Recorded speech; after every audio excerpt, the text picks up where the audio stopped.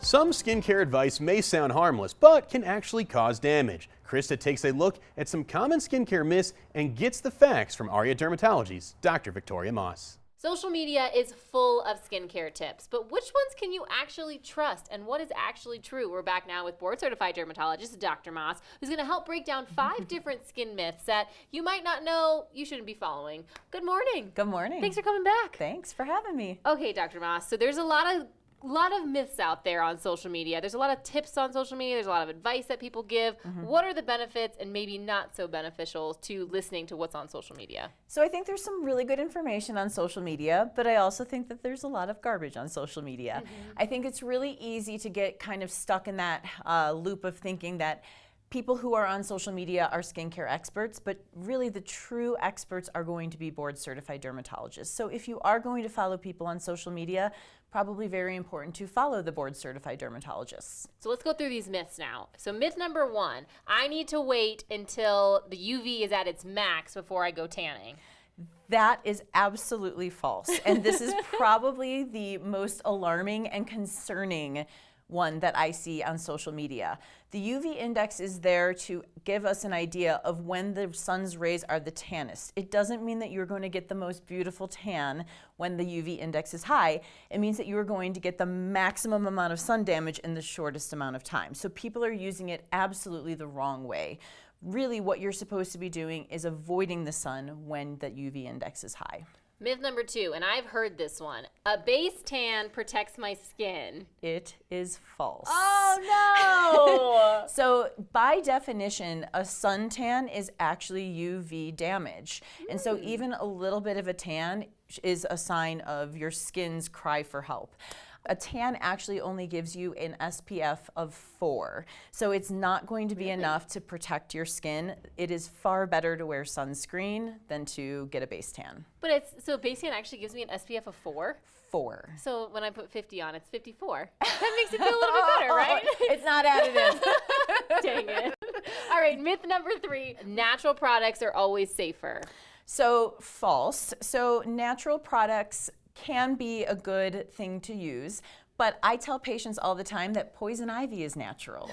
And so I think the interesting thing is that there are definitely products that we can utilize that are going to be great. Coconut oil is a good option to help.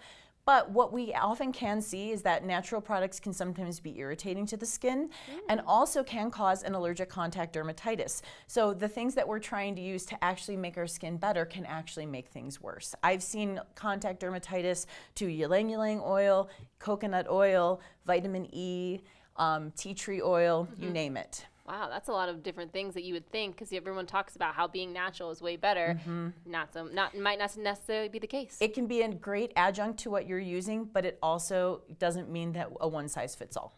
Okay, this one, we kind of talked a little bit, but I need to know what you have to say about this. People say if something is trending on TikTok, it has to work because it's trending. Correct. So that is absolutely not the case. False. So with TikTok, I think the big thing is that there's a lot of shock value, and views do not necessarily translate to science. And so I think I have seen so many silly trends on social media.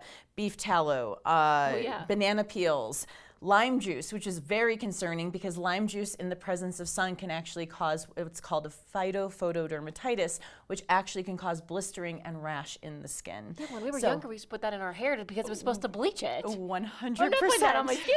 And so you don't want to put it on your skin because it can cause a bad rash. So the big thing is even if it is trending, it does not necessarily mean that it is going to be effective. So you need to make sure that what you're doing is actually going to help. Okay, we've got myth number 5. If I get Botox, my face is going to be frozen. So absolutely false. And I think that this is something that really prevents people from wanting to try it because they're afraid to not look natural. I always tell people I have Botox in my face. I can move my face naturally and normally. And I think the most important thing is that it is the injector and the skill of the injector, and not all Botox is bad. Yeah. It's interesting because a lot of people will see the bad Botox that's out there, and really the truth is that there's a lot of really good Botox and you just don't see it because it looks natural. That's really what it is. And I feel like a lot of people too don't realize you can go in and talk to your person in your injector and say, like, I really want it to look natural. I really want to be able to still move my eyebrows. I want to be able to make the wrinkles. And if you don't, they'll still make that happen for you too, right? Absolutely. All right, so these are some great myths that we have now debunked here at Aria Dermatology and Aesthetics. If somebody's interested in maybe making an appointment, seeing what you can do for them or the betterment of their skin and their health, or those, we talked about those lasers a little bit ago, what's the best way to get in contact? So call us at 719-377-3727, and we'd be happy to set up a consultation to see what's best for you. Well, Dr. Moss, it was a pleasure being here today. It's so good to see you and some great work you've been doing here with Aria Dermatology. Thank you. All right, if you're interested, again, visit that website, give them a call, and see how Aria Dermatology can help your skin look better than ever. Thanks, Krista. Thanks, Dr. Moss. I'm never trusting TikTok again. Huge thank you to Aria Dermatology and Aesthetics for bringing us this segment.